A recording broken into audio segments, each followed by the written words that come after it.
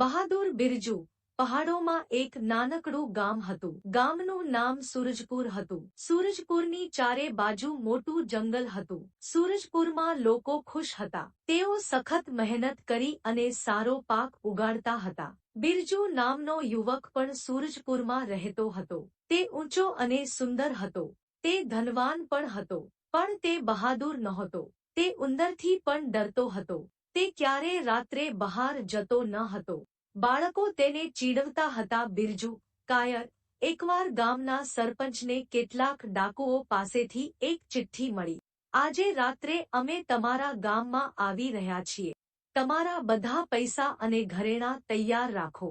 સરપંચે ગ્રામજનોને બોલાવ્યા. તેણે તેમને ચિઠ્ઠી બતાવી.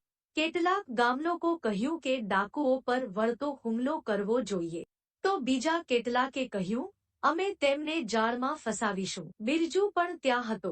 તેણે ઊભા થઈ સરપંચને કહ્યું, સાહેબ, ડાકુઓની ચિંતા કરશો નહીં. હું તેમને પાઠ ભણાવીશ. ગામલોકો હસી પડ્યા. સરપંચે કહ્યું, શું તું એમને પાઠ ભણાવશે? બિરજુ, તું નાના ઉંદરથી પણ ડરે છે. તું એમને કેવી રીતે પાઠ ભણાવશે? બિરજુએ જવાબ આપ્યો, મને 10 શક્તિશાળી યુવકો આપો. મારી પાસે એક યોજના છે. સરપંચ સંમત થયા. તેણે 10 બળવાન યુવાનોને તેની સાથે જવા કહ્યું. સૂર્યાસ્ત પછી બિરજુ અને તેના મિત્રો ગામના દરવાજે ભેગા થયા. તેઓ વાયર અને લાકડીઓનું બંડલ લઈ ગયા હતા. તેઓએ રસ્તા પરના ઝાડ સાથે વાયર બાંધી દીધા. પછી તેઓ ઝાડ પાછળ સંતાઈ ગયા. ખૂબ જ અંધારું હતું અને તેથી કશું દેખાતું નહોતું. તેઓએ લાંબા સમય સુધી રાહ જોઈ.